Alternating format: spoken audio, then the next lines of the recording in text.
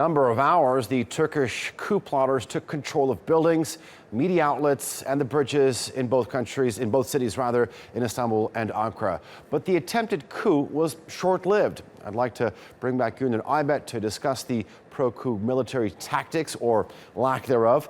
Gulnur, was this a poorly planned coup, or was it just a matter of fact that they didn't have enough manpower?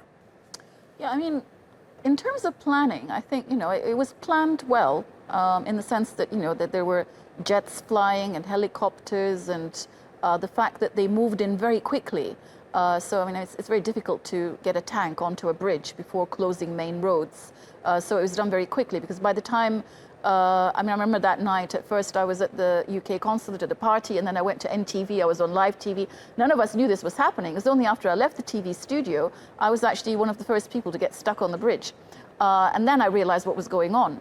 But so 10 p.m. on a Friday night? 10 p.m. on a Friday night, yeah. I mean, so in that sense, it was planned well. But I think implementation-wise, they weren't ready for it.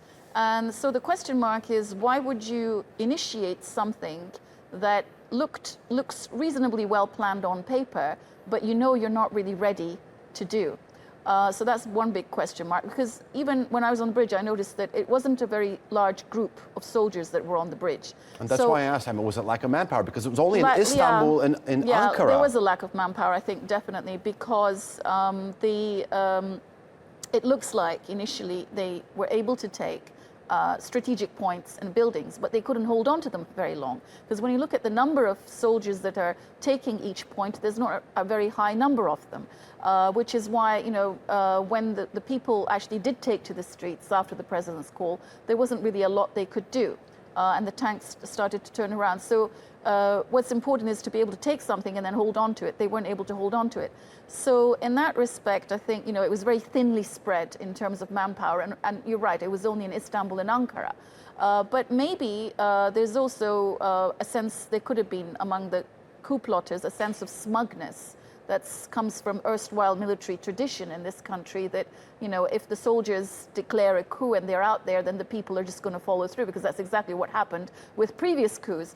But then when you look at 1980, I mean, that was actually initiated by the very higher echelons of the chief of staff, including the chief of staff himself, and there was a lot more manpower, so they had full control. Here we're actually seeing a fracture in the armed forces, where it's deeply divided as to with regards to this coup in any case, because we've seen senior commanders, including the chief of staff himself, against the coup, but we've also recently seen arrests of some very high-ranking officers, which is also very puzzling, because initially we thought it would be something that was initiated by a group of colonels, or maybe soldiers that are not ranking that much higher in the armed forces. So within the whole hierarchy of the armed forces, there seems to be a serious fraction there, sort of a serious division, and we're not sure what the situation there is between these two fractions and the relations between them. Okay, Gulnur, thank you.